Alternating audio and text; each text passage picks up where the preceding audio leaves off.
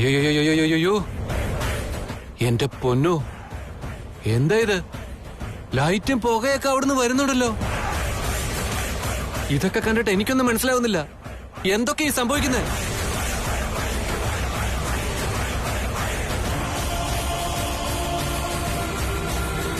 യാതൊരു കാരണത്താലും സ്തംഭന ദ്രവ്യം പ്രയോഗിച്ചതിന് ശേഷം നീ അവളുടെ ദേഹത്ത് സ്പർശിക്കാൻ പാടില്ല. സ്പർശിച്ചാൽ നാഗമാണിക്യത്തിന്റെ ശക്തി പ്രഭാവം ഉണ്ടാകും. നീ നാഗറാണിയാണോ?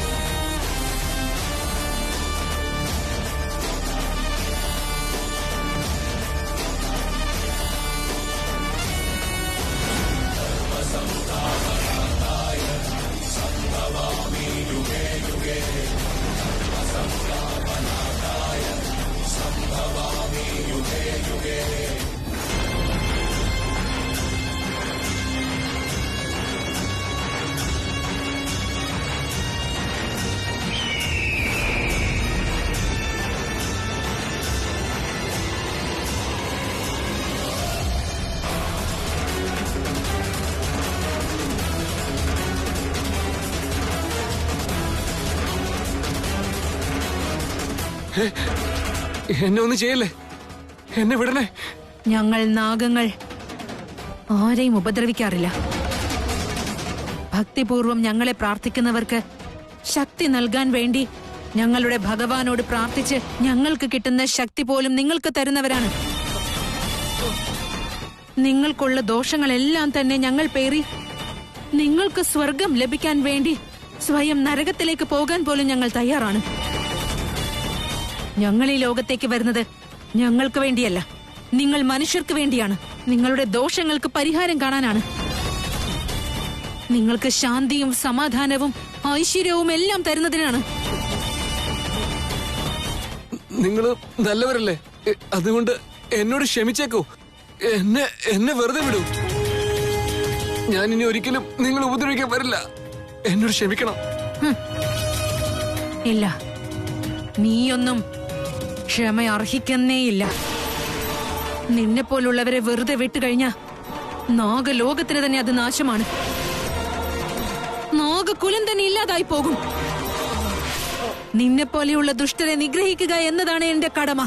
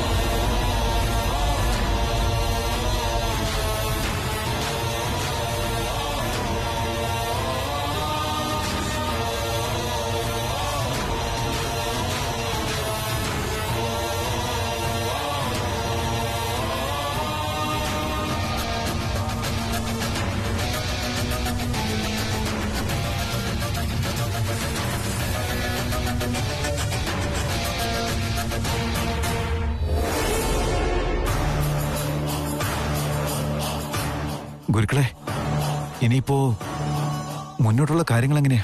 കാശീര മന്ത്രം പ്രയോഗിച്ചുകൊണ്ട് നാഗറാണിയെ കൊലപ്പെടുത്താൻ പോവുകയാണ്. ജ്വാലമാലിനിയെ പ്രാർത്ഥിച്ച് ശൂന്യതയിൽ നിന്ന് ആയുധങ്ങൾ സൃഷ്ടിച്ച് അതുപയോഗിച്ച നാഗറാണിയുടെ വയറ് കീറി അതിൽ നിന്ന് നാഗമാണിക്യം പുറത്തെടുക്കും. ദിഗ്വിജയ, നിന്റെ മരുമകളെയും കാണുന്നില്ല, നമ്മുടെ ദണ്ഡപാണിയും കാണുന്നില്ല. എങ്ങോട്ട് പോയി? അത് ശരിയാണല്ലോ. ഇനിയിപ്പോ അവൻ അവളെ കൊണ്ട് ഇങ്ങോട്ട് വന്നിട്ടില്ലെന്നാണോ?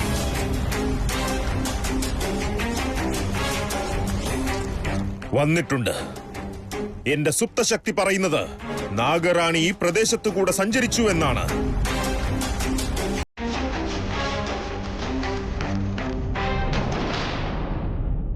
അങ്ങോട്ട് നോക്ക്.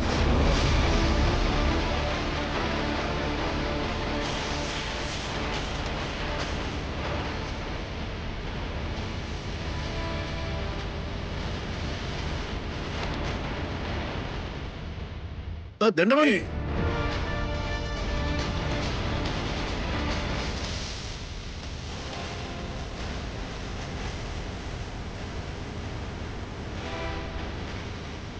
മരിച്ചുപോയി അവൻ. നാഗറാണിയുടെ വിഷം തീണ്ടി ഇവന് ഘോര മരണം സംഭവിച്ചിരിക്കുന്നു.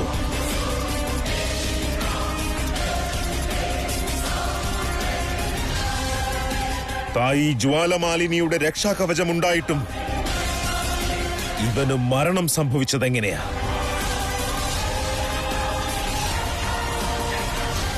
ഇവന്റെ പ്രാണൻ പോയതെങ്ങനെയാണ്? ഉത്തരം തരൂ ജ്വാലമാലിനി തായേ, ഉത്തരം തരൂ.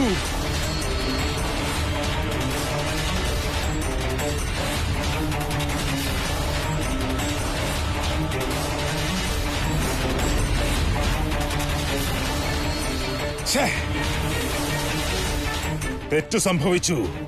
ഞാൻ പറഞ്ഞതനുസരിക്കാതെ അവളുടെ ശരീരത്തിൽ സ്പർശിച്ച് ധിക്കാരം കാട്ടിയത് കൊണ്ടാണ് ഇവൻ ഈ സ്ഥിതി വന്നു ചേർന്നത്. സ്തംഭന ദ്രവ്യം പ്രയോഗിച്ചതിന് ശേഷം നാഗറാണിയുടെ ശരീരത്തിൽ സ്പർശിക്കരുതെന്ന നിർദ്ദേശം ഉണ്ടായിട്ട് കൂടി ഇവൻ ആ നിർദ്ദേശം ലംഘിച്ചു.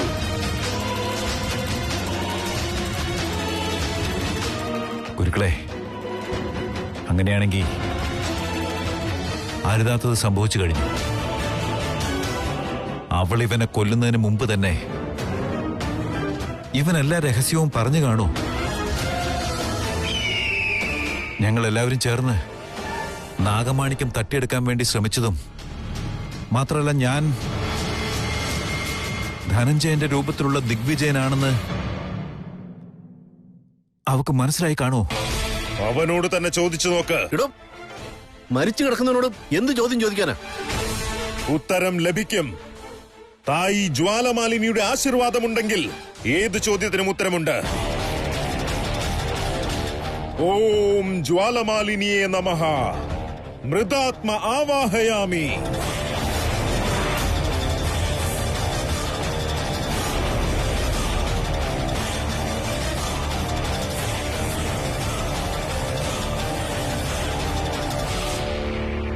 പറയൂ ആത്മാവേ, ഇവിടെ സംഭവിച്ചതെന്തായിരുന്നു? നീ അവളുടെ ശരീരത്തിൽ സ്പർശിച്ചതെന്തിനാണ്?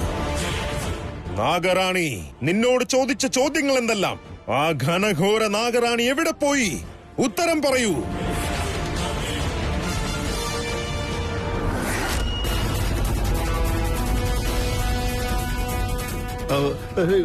എന്തു പറ്റി സ്വാമിജി? ആത്മാവിന് പോലും ഭയം. ദേഹം നഷ്ടപ്പെട്ടാൽ ആത്മാവ് പിന്നെ ഭയപ്പെടുകയില്ല. ഈ ആത്മാവിങ്ങനെ നടുങ്ങുന്നുവെങ്കിൽ എന്തോ ഘനഘോര സംഭവമാണ് ഇവിടെ നടന്നിട്ടുള്ളത്.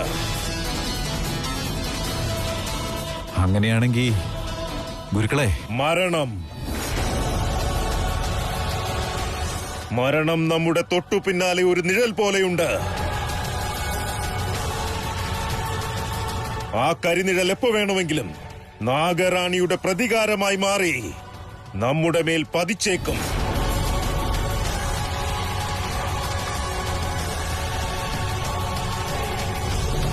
നിങ്ങൾ ഈ പൂജയില് ശ്രദ്ധിക്കാത്തതുകൊണ്ട് എന്തെല്ലാം അനർത്ഥങ്ങളാ ഉണ്ടാകുന്നത് നോക്കൂ. അതിന് എന്തനർത്ഥമാണ് ഉണ്ടായത്? അല്ല, കുറച്ച് താമസിച്ചു പോയെന്നല്ലേ ഉള്ളൂ. താമസിക്കുന്നത് തന്നെ അനർത്ഥമല്ലേ? സമയത്തിനുള്ളിൽ ഉപയോഗിച്ചില്ലെങ്കിൽ പാല് പോലും കേടായി പോവില്ലേ? തൃശൂൽ, എനിക്കെന്ത് പേടിയാവുന്ന മോനെ. നീ അവളെ ഒന്നുകൂടെ വിളിച്ചു നോക്കിയേ. ഞാൻ ട്രൈ ചെയ്തുകൊണ്ടിരിക്കുന്നുണ്ടെന്ന്, പക്ഷെ വിളിച്ചിട്ട് കിട്ടണ്ടേ? നോക്കി നിൽക്കാതെ കൊച്ചു മുതലാളി ഒന്ന് വിളിച്ചു ചോദിക്ക.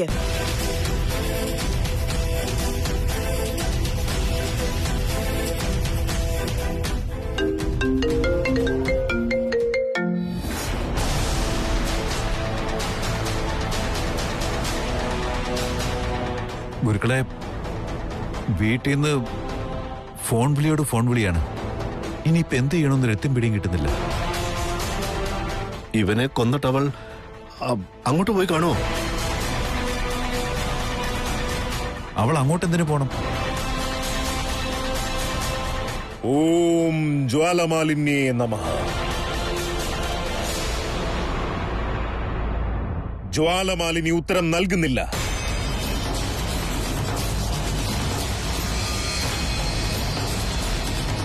ഇവനെന്തിനാ വീണ്ടും വീണ്ടും വിളിച്ചോണ്ടിരിക്കുന്നേ? എന്തെങ്കിലും പ്രശ്നം ഉണ്ടാവോ? നീ ആദ്യം തന്നെ അവിടെ എന്ത് സംഭവിച്ചു എന്നറിയണം. അതിന് നീ സംസാരിച്ചേ മതിയാകൂ. അതിനുശേഷം മുന്നോട്ടുള്ള വഴി നമുക്ക് ആലോചിക്കാം. ഗുരുക്കളെ, അങ്ങനെയാണെങ്കിൽ ചിലപ്പോ അവളിനി ഇവിടെ എവിടെയോ ഉണ്ട് ആ പ്രതികാരദാഹി നാഗറാണി. പ്രതികാരം ചെയ്യാതെ അവൾ ഈ ലോകം വിട്ടു പോവുകയില്ല. അടുത്ത ബലിക്കായി അവൾ തയ്യാറാവുകയാണ്. അടുത്ത ബലി ആരായിരിക്കും?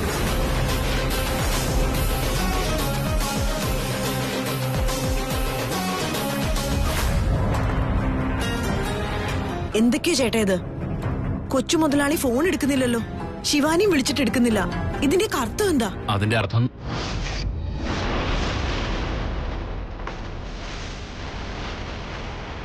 ശിവാനി,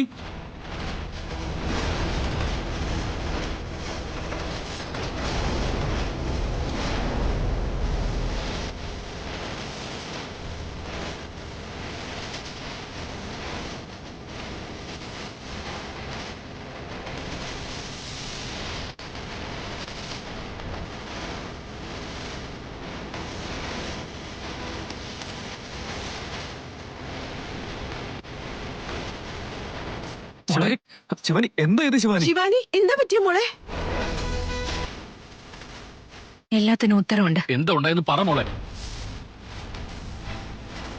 എന്താ നീ അമ്പലത്തിലേക്ക് ഇങ്ങനെ വന്നിരിക്കുന്നത്? എന്ത് വേഷ ഇത്? ഇതാണ് എന്റെ അവസാനത്തെ വേഷം.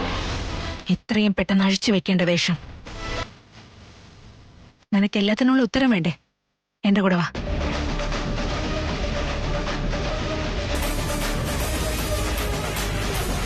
ഗുരുക്കളെ, സംഭവിക്കാൻ പാടില്ലാത്ത സംഭവിച്ചു.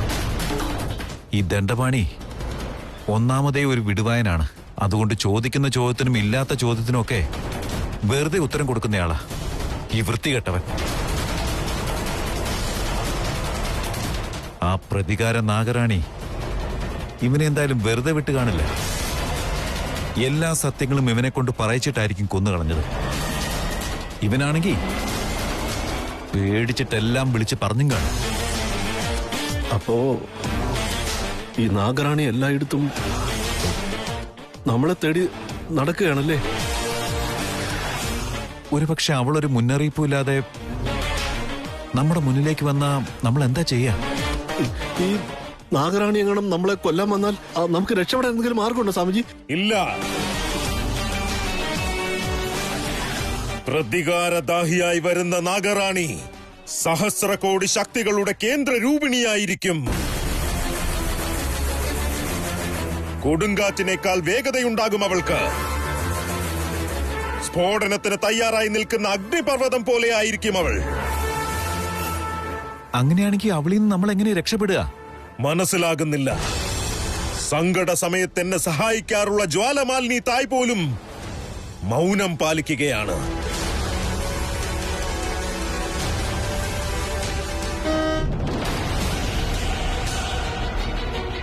കാറിലാരോ വന്നെന്ന് തോന്നുന്നു. അത് നമ്മുടെ കാറിന്റെ ശബ്ദം. അവള് തൃശൂലിനെയും കൂട്ടിക്കൊണ്ടാണ് വരുന്നെങ്കിൽ ഈ ദണ്ഡപാണി എന്തെല്ലാം അവളോട് പറഞ്ഞു കാണുമോ ആ കാര്യങ്ങളെല്ലാം അവൾ ഉറപ്പായിട്ടും തൃശൂലിനോടും പറഞ്ഞു കാണുമായിരിക്കും.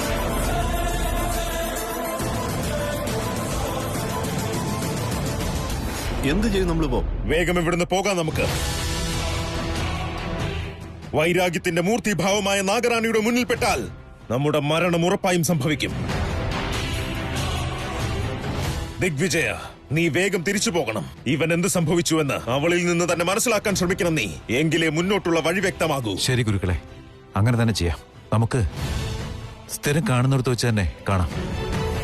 ആ വഴിയല്ല, ഈ വഴി എന്നോടൊപ്പം വരൂ, വേഗം.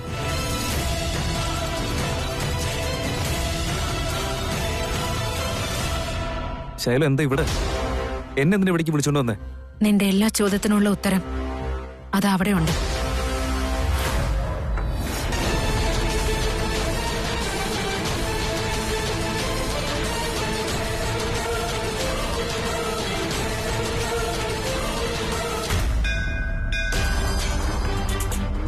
വീട്ടിലെ പ്രശ്നങ്ങൾ മാറാൻ വേണ്ടിയാ പൂജ നടത്താൻ വേണ്ടി ഇവിടെ വന്നത്. ഇപ്പൊ ഈ പൂജ തന്നെ ഒരു പ്രശ്നമായിട്ട് മാറിയിരിക്കുക. എന്റെ ചേച്ചി, ഞാൻ തമാശ പറഞ്ഞതല്ല, ഇപ്പൊ നടക്കുന്ന കാര്യം പറഞ്ഞത്. ഗോവിന്ദ, നീ ഒന്നും മിണ്ടാതിരിക്കെ. ഇപ്പഴെന്റെ തല ചൂടായിരിക്കേ. ആ, എനിക്കിപ്പോ അങ്ങനെ തന്നെയാ. എന്റെ തലം ചൂടായിരിക്കാം. ഇപ്പൊ നിങ്ങൾ ആരും ഇല്ലാതെ ഞാൻ ഈ കാര്യം വീട്ടിൽ വന്ന് പറഞ്ഞിരുന്നെങ്കിൽ എനിക്ക് പട്ടാണെന്ന് പറഞ്ഞ് എന്നെ കളിയാക്കിയാനെ. ഇപ്പൊ നിങ്ങൾ നേരിട്ട് കണ്ടല്ലോ. എനിക്കെന്തോ അവർക്ക് രണ്ടുപേർക്കിടയിൽ ഗുരുതരമായ എന്തോ ഒരു പ്രശ്നമുണ്ടെന്നാ തോന്നുന്നത്. അല്ല, ഇവിടെ ഇപ്പൊ ശിവാനി കലശം കൊണ്ടുവരാൻ വേണ്ടി വീട്ടിലേക്ക് പോയതല്ലേ? പിന്നെ ഇവനെന്തിനാ ശിവാനി ഇങ്ങനെ തുടർച്ചയായിട്ട് വിളിച്ചോണ്ടിരുന്നത്? എനിക്കാണെങ്കിൽ ഒന്നും അങ്ങോട്ട് മനസ്സിലാവുന്നില്ല. കലശം കൊണ്ടുവരാമെന്ന് പറഞ്ഞ അവള് വീട്ടിലേക്ക് പോയതല്ലേ? അതിന്റെ ഇടയ്ക്ക് അവൾക്ക് എന്തെങ്കിലും അപകടം സംഭവിച്ചോ? മധു, അങ്ങനെ ഒന്നും സംഭവിച്ചു കാണില്ല. അവള് വീട്ടിലേക്ക് വരട്ടെ, നമുക്ക് ചോദിക്കാം. ഓരോ ദിവസം ഓരോ പ്രശ്നങ്ങളാ ഉണ്ടാവുന്നത്. ഇതിനെന്തായാലും ഒരു അവസാനം ഉണ്ടായേ പറ്റൂ. വരൂ, നമുക്ക് വീട്ടിലേക്ക് പോവാം.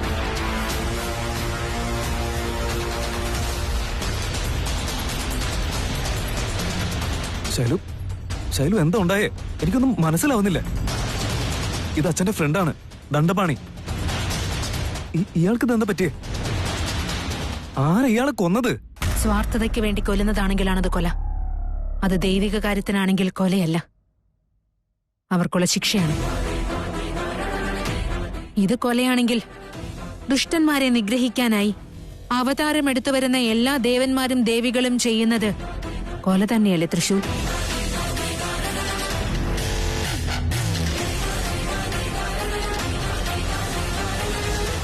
ശൈലു, നീ പറയുന്നതൊന്നും എനിക്ക് മനസ്സിലാവുന്നില്ല. ഈ ദണ്ഡപാണി ഇയാള് നല്ലൊരു മനുഷ്യനാ. ഞാൻ മനസ്സിലാക്കിയത് വെച്ച് ഇയാള് യാതൊരു തെറ്റും ചെയ്തിട്ടില്ല. പാവം, വളരെ നല്ലൊരു മനുഷ്യനായത്. ഇദ്ദേഹം ഇങ്ങനെ മരിക്കേണ്ട ഒരു മനുഷ്യനായിരുന്നില്ല. എല്ലാവരെയും നല്ല രീതിയിൽ നോക്കുന്ന ആളായിരുന്നു. ഒരു ഉറുമ്പിനെ പോലും നോവിക്കാൻ മനസ്സുകൊണ്ട് ആഗ്രഹിക്കാത്തൊരു മനുഷ്യനായത്. ആ, നല്ലവനാ, വളരെ നല്ലവനാ. അത്ര നല്ലവനായതുകൊണ്ടാണല്ലോ ഞാൻ അമ്പലത്തിലേക്ക് വരുന്ന വഴി കാറിന്റെ ടയർ പഞ്ചറായിട്ട് വഴിയിൽ നിന്നോണ്ടിരുന്നപ്പോ എന്നെ അമ്പലത്തിൽ കൊണ്ടുവിടാന്ന് പറഞ്ഞിട്ട് ഇങ്ങോട്ടേക്ക് കൊണ്ടുവന്നത്. നിന്റെ അച്ഛന്റെ കൂട്ടുകാരനാണെന്നുള്ള ഒറ്റ കാരണം കൊണ്ടാ അവനെ വിശ്വസിച്ച് ഞാൻ കൂടെ വന്നത്. എന്നാ കാറ് വേറെ വഴിയിലാ പോയത്. എന്താ ഇങ്ങനെ വരുന്നേ ചോദിച്ചപ്പോ അത് ഷോർട്ട് കട്ടാണ്, ഈ വഴി കുറച്ചു പോയാ പിന്നെ നടക്കാനുള്ള ദൂരേ ഉള്ളൂ, ഇങ്ങനെ പോയാൽ അമ്പലത്തിലേക്ക് പെട്ടെന്ന് എത്താൻ പറ്റുമെന്ന് പറഞ്ഞിട്ടാ ഇങ്ങോട്ട് കൊണ്ടുവന്നത്. ഇയാളെ വിശ്വസിച്ച് ഞാൻ ഇതിനകത്ത് കയറിയപ്പോഴേക്കും ആളുടെ സ്വഭാവമൊക്കെ മൊത്തത്തിലങ്ങ് മാറി. ഞാൻ ശിവാനിയാണെന്ന് കരുതി എന്നോട് എന്തൊക്കെയോ പറയാൻ തുടങ്ങി. ഞാൻ ശിവാനിയല്ല, ശൈലു ആണ്, എന്നെ വെറുതെ വിട്ടേക്കെന്ന് പറഞ്ഞിട്ടും അതൊന്നും അവൻ കേട്ടതായി പോലും ഭാവിച്ചില്ല. ഒന്നും ചെയ്യരുത്, എനിക്ക് പൂജയ്ക്ക് പോകേണ്ടതാണ്, വെറുതെ വിട്ടേക്കെന്ന് പറഞ്ഞിട്ടും അവന്റെ മനസ്സലിഞ്ഞില്ല. അവസാനം അവന്റെ കാല് പിടിക്കാൻ ഞാൻ പോയപ്പോഴേക്കും അവൻ എന്തോ ചെയ്തു എന്നെ. എന്നെ എന്താ സംഭവിച്ചതെന്ന് എനിക്കറിയില്ല. അനങ്ങാൻ പോലും പറ്റുന്നില്ലായിരുന്നു. ആ സമയത്തൊക്കെ ഇവൻ ഒരു രാക്ഷസനെ പോലെ എന്റെ മുന്നിൽ പെരുമാറിയത്.